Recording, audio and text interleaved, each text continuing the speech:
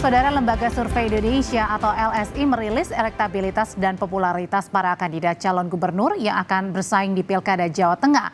Hasilnya, nama Ketua Umum PSI yang juga putra bungsu Presiden Joko Widodo Kaisang Pangarep teratas jika Pilkada Jawa Tengah dilakukan saat ini. November mendatang, Indonesia kembali menggelar pesta demokrasi, yaitu Pilkada serentak. Meski Pilpres dan Pileg telah usai, namun Pilkada serentak diprediksi masih menjadi pertarungan antar kubu yang saling berlawanan di Pilpres kemarin. Selain Sumatera Utara dan Jakarta, Jawa Tengah menjadi wilayah yang disorot lebih luas. Pertama, tidak ada petahana seperti wilayah lain. Kedua, Jateng merupakan basis utama PDIP sekaligus wilayah utama Presiden Jokowi dan keluarganya. Hasil survei LSI yang dilakukan pada 21 Juni hingga 26 Juni 2024 pada 1.200 responden, nama Ketua Umum PSI Kaisang Pangarep berada di posisi teratas, yaitu 15,9%. Sementara nama Kapolda Jawa Tengah, Irjen Ahmad Lutfi mendapat 12,9%, diikuti artis Raffi Ahmad 6,8%, politisi PDIP Bambang Wuryanto 5,8%, hingga Bupati Kendal Diko Ganinduto 3,5%. Sementara pada survei top of mind bakal Cagup Jawa Tengah, Kapolda Jawa Tengah Irjen Ahmad Lutfi mendapat 5,2%. Selanjutnya nama Kaisang Pangarep sebesar 2,5%, hingga mantan Wali Kota Semarang Hendrar Prihadi sebesar 0,9%. Menurut Direktur Eksekutif LSI, Jayadi Hanan, keunggulan Kaisang dalam survei di Jawa Tengah ini ada hubungan dengan kepuasan terhadap kinerja Presiden Jokowi. Itu dari sisi popularitas, artinya dari sisi popularitas dan kedisukaan Kaisang masih bisa disaingi maksud saya. Tapi dari segi pengaruh Pak Jokowi, tentu saja kalau nanti Pak Kaisang benar-benar maju di Jawa Tengah, Pak Jokowi kemudian secara terbuka, walaupun ataupun tidak terbuka menyatakan dukungannya, tentu afiliasi Pak Jokowi ke Kaisang akan lebih kuat, dugaan saya ya. Itu berarti dari segi pengaruh Jokowinya mungkin Kaisang lebih dapat dibandingkan dengan calon lain. Tapi dari segi popularitas dan kedisukaan masih harus dilihat data berikutnya. Merespon nama Kaisang yang digadang-gadang maju di Pilkada Jawa Tengah, Wakil Ketua Umum Partai Gerindra Habibur Rahman bilang, pihaknya membuka peluang untuk mengusung Ketua Umum PSI tersebut. Bisa jadi ya, nama Mas Kaisang kan muncul di mana-mana, bagus surveinya. Di Jakarta juga sebagai cawagup, beliau muncul di konstituen kami. Di Jawa Tengah demikian juga, ya, jadi kami menunggu saja apakah yang paling penting dan pertama adalah yang bersangkutan berkenan atau tidak. Kalau ada signal yang cukup kuat, misalnya yang bersangkutan berkenan, tentu kami akan bahas di internal partai kami. Sementara itu, Sekjen PDIP Hasto Kristianto bilang pihaknya akan mengusung kader internal di Pilgub Jawa Tengah. Hasto menambahkan, Jawa Tengah merupakan basis PDIP sehingga akan memprioritaskan kadernya. Kami lebih mendorong karena Jawa Tengah basis PD Perjuangan adalah kader dari internal partai. Persiapkan calon-calon pemimpin yang berasal dari kepala daerah PDI Perjuangan dan juga yang dari luar tetapi menjadi bagian dari keluarga partai, muncul juga nama Pak Andika. Usai Pilpres dan Pileg, KPU akan menggelar pilkada serentak mulai dari tingkat kabupaten dan kota hingga provinsi pada November mendatang. KPU menyebut pilkada serentak akan dilakukan di 37 provinsi dan 508 kabupaten dan kota. Tim Liputan Kompas TV. Bagaimana peluang sejumlah nama di bursa Pilkada Jawa Tengah? Apakah akan mengulang kompetisi yang terjadi saat di Pilpres 2024 di wilayah tersebut? Kita berbincang malam hari ini bersama politisi PDI Perjuangan, Ciko Hakim, Wakil Ketua Umum Partai Gerindra Habibur Rahman, dan Direktur Eksekutif LSI Jayadi Hanan. Selamat malam Bapak-Bapak semua. Malam Mbak Audrey. Selamat malam. Malam semua. Malam Bang Ciko. Iya. Habib. Saya mau ke Mas Jayadi dulu. Mas Jayadi, jadi dari hasil survei ini kan namanya Pak Ahmad Lutfi, Kapolda Jawa Tengah, dan juga Mas Kaisang ini tinggi. Padahal ini basisnya PDI Perjuangan. Lalu kenapa tinggi nama Mas Kaisang dan juga Pak Lutfi? Secara angka belum tinggi ya, kalau di top of mind masih 5 dan 2 gitu ya. Seperti semi terbuka juga masih belasan, jadi belum bisa disebut tinggi. Masih cair ya. Nah, kenapa sebetulnya ada 4 nama yang kalau kita lihat dari data sekarang, 4 atau 5 nama yang cenderung lebih menonjol, yaitu Ahmad Lutfi, Kaisang, kemudian siapa namanya, Taj Yassin Maimun, ya, Bambang Wuryanto atau Bambang Pacul, plus ada nama kader Gerindra juga masuk di situ, Pak Sudaryono, ya. Lalu ada nama, kalau ditambah lagi menjadi di bagian 10 besar itu ada nama Pak Hendrar Prihadi dan sebagainya. Jadi masih cukup cair sebetulnya. Nah, kenapa sementara posisinya begitu? Nomor satu saya kira kalau Pak Lutfi memang kita tahu bahwa sudah terlihat gerakannya apa namanya, sudah terlihat upayanya untuk memperkenalkan diri lebih jauh ke masyarakat Jawa Tengah, ya. Dan itu kita lihat dari baliho. Kalau di survei ini, kalau kita survei itu terlihat dari balihonya, banner atau berbagai kegiatan sosialnya yang muncul baik di media biasa maupun media nasional. Kalau Kaisang saya kira memang memang tingkat popularitasnya kan sudah tinggi, ya. Karena selama ini beredar baik lewat sebelum pemilu legislatif kemarin. Oke.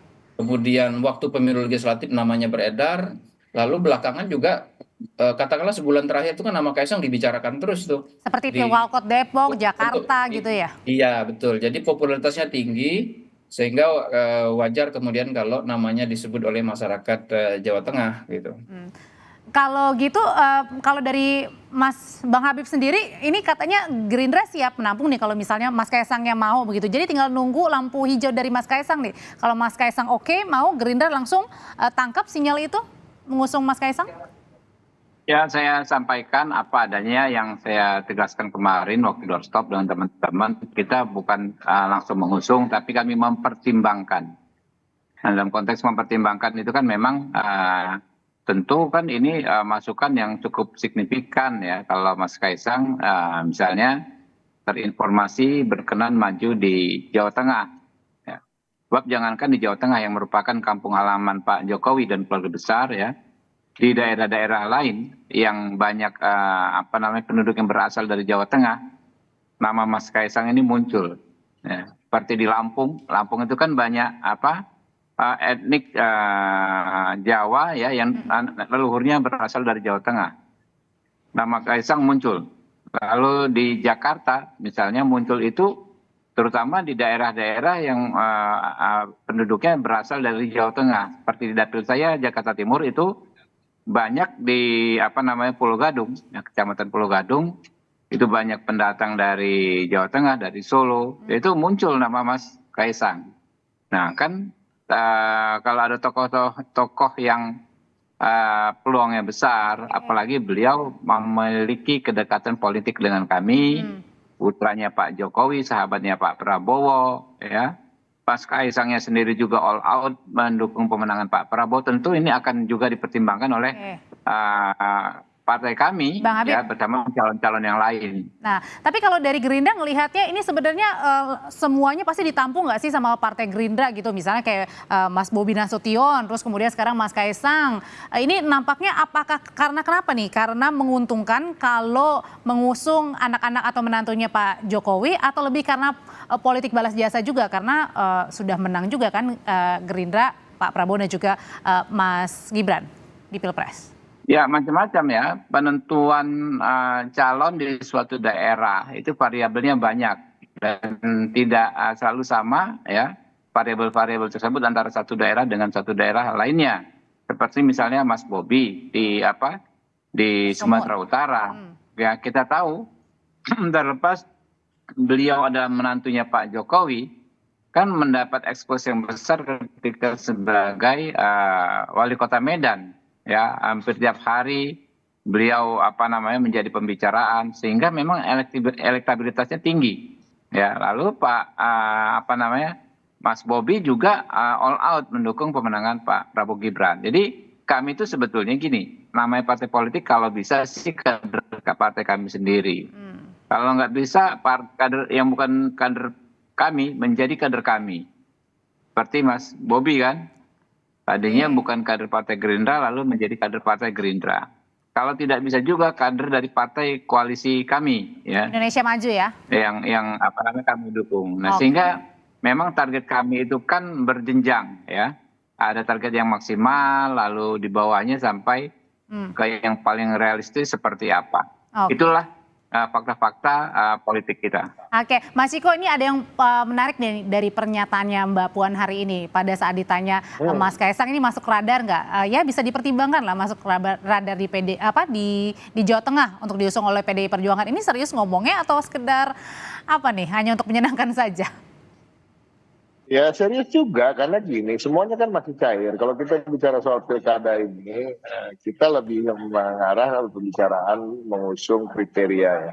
Bagi kami variabel-variabel yang paling penting dalam mengusung calon adalah kriteria, karena kriteria ini yang kita ukur dari kemampuan yang bersangkutan untuk bisa memimpin suatu daerah, jawab tantangan-tantangan daerah tersebut, menjawab permasalahan-permasalahan yang dialami oleh masyarakat dan lain-lain. Yang kedua tentunya bagaimana kerjasama politiknya dengan partai tertentu atau partai lain. Nah, sampai hari ini PDI Perjuangan tidak menutup diri untuk bekerja sama dengan partai politik manapun. Tapi kan Mas Kaisang ini anaknya Pak Jokowi. Kalau kita bicara soal Kaisang Pangarep, kita juga harus melihat dia bukan hanya sebagai anak Pak Jokowi. Ya. Kita juga harus melihat dia sebagai pimpinan partai politik, ya kan, ketua umum partai politik yang kalau di DKI Jakarta misalnya 4 kursi, ya kan.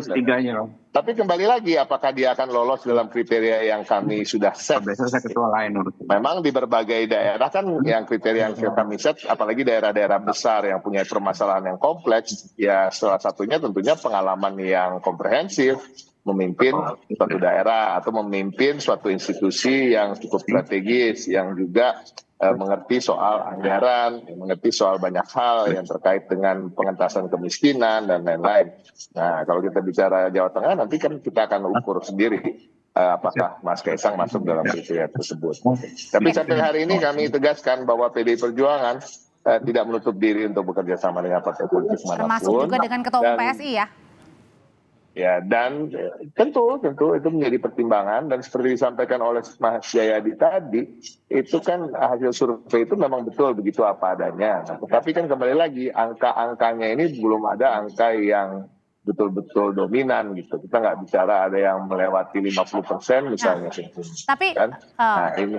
Oke. Gimana? Oke, Mas Ciko, tapi kan dari survei LSI ini Mas Bambang Pacul aja berada di urutan keberapa? Ketiga atau keempat begitu ya? Yang artinya adalah apakah kader PDI Perjuangan ini lagi kemudian mencari seharusnya yang bisa menandingi nggak dari survei-survei yang sekarang tadi nama Mas Kaisang, kemudian juga Pak Kapolda yang bisa menandingi dua nama itu? Sangat masih bisa, nanti juga kalau ditanyakan oleh Mas Jayadi juga jawabannya pasti sama, karena memang waktu masih cukup panjang dan belum ada yang mencapai angka di atas 50%, ya kan? Bahkan 30% aja nggak ada gitu. Jadi ini sangat masih cair gitu. Nah, dan kalau kita lihat memang kalau Mas Jayadi bisa correct me if I'm wrong gitu ya, kader-kader PDI Perjuangan yang namanya mencuat sampai hari ini juga belum begitu banyak mencetak baliho dan memasang gambar-gambarnya di Jawa Tengah, sehingga ini juga menjadi pertimbangan warga untuk ketika disurvei dia mengatakan itu menjadi top of mind ataupun level elektabilitasnya kemudian menjadi tinggi. Jadi sebenarnya kita masih merasa waktu masih cukup panjang, tapi tentunya PDI Perjuangan karena sebagai pemenang di Jawa Tengah dan juga eksistensinya selama ini teruji dan terbukti di Jawa Tengah, apalagi ketika Pak Ganjar memimpin berhasil menekan angka kemiskinan dengan cukup signifikan, artinya kami merasa kami mampu dan pantas untuk maju sebagai calon gubernur. Nanti tinggal gimana kita bekerja sama dengan partai politik yang mana, dengan tokoh yang mana untuk dipasangkan. Nah, kalau Mas Jayadi, sebenarnya kalau di Pilkada Jawa Tengah ini sama deg-degannya sekali nggak sih gitu ya dengan rasa Pilpres begitu, karena kandangnya PDI Perjuangan, kemudian juga mungkin saja anaknya Pak Jokowi bertarung di Pilkada Jawa Tengah? Ya kalau lihat data memang kan mungkin ada kemungkinan Kaisang masuk di situ. Cuma memang harus dicek secara partai, karena partainya Mas Kaisang itu kalau nggak salah hanya 2 kursi aja ya di Jawa Tengah. Jadi berarti kan dia harus mengandalkan partai lain. Nah, sudah ada kemungkinan tuh dari Bang Habib misalnya. Artinya ada kemungkinan itu. Nah, karena PDI itu basis utamanya di Jawa Tengah. kalau Kaisang maju, lalu PDI mengutamakan kader internalnya, dan kebetulan kader internal juga ada ya, misalnya Mas Bambang Pacul, atau juga yang sering disebut juga Pak Hendra Prihadi, Oke. maka itu bisa jadi berhadapan-hadapan tuh, ya, yang tadinya sama-sama satu kubu, sama-sama PDI, lalu dan berhadapan di Pilpres lalu secara langsung atau tidak langsung, sekarang bisa berhadapan lagi. Dan potensi itu ada, bisa aja. Kalau kita, tadi sore saya lihat lagi datanya ya, lalu saya cek kecenderungan pemilih Pak Prabowo Gibran dibandingkan dengan kecenderungan pemilih 0103 Pilpres lalu. Hasilnya apa, Mas? Saya lihat ada kecenderungan kalau ada Kaisang, itu pemilih 0103 cenderung memilih yang bukan Kaisang. Misalnya, nah, tapi menariknya kalau ada Kaisang sama Pak Lutfi, sama Pak Bambang misalnya ya, itu para pemilih PDI para pemilih 01 dan 03 itu cenderung milihnya Pak Bambang Pacul atau Pak Lutfi gitu, kalau ada Kaisang. Kalau tidak ada kalau tidak ada Kaisang, maka pemilih 0103 itu cenderung lebih memilih yang dicalonkan PDIP. Jadi Jadi masih kuat ya? Ya, jadi ada kemungkinan kalau kita lihat dari sisi itu, pemilih 0103 di Pilpres lalu bisa jadi lebih memilih calon-calon yang dicalonkan di luar Kim gitu. Jadi ada kemungkinan seperti itu. Tapi kalau di Jawa Tengah kemungkinannya apa? 2 poros, 3 poros, meskipun memang masih rancu nih kalau kita ngomong ya, karena masih tadi ya belum surveinya belum ada yang paling atas banget nih, Mas Jayadi.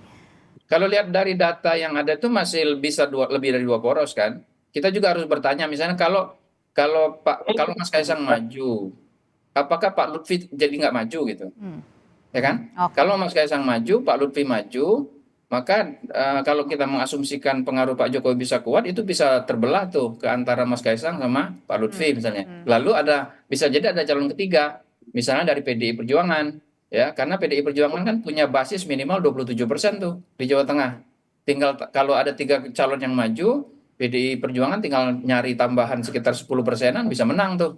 Jadi kalau hitung-hitungan secara sederhana ya, jadi masih mungkin ada 2, ada 3 gitu ya, yang bisa muncul di Jawa Tengah. Jadi masih harus kita lihat ke depan.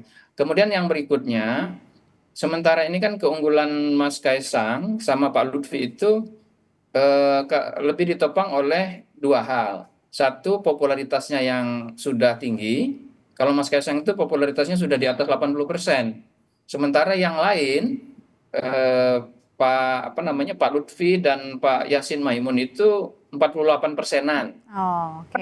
Mas Bambang Pacul itu masih 37%-an. Jadi masih banyak sekali ruang bagi non Kaisang untuk meningkatkan popularitasnya, untuk meningkatkan supaya elektabilitasnya meningkat. Harus dilihat lagi tuh Mbak ke depan. Karena masih di review masih lumayan jauh, tapi kemudian di Jawa Tengah juga menjadi salah satu hal ya, pilkada yang disorot untuk 2024.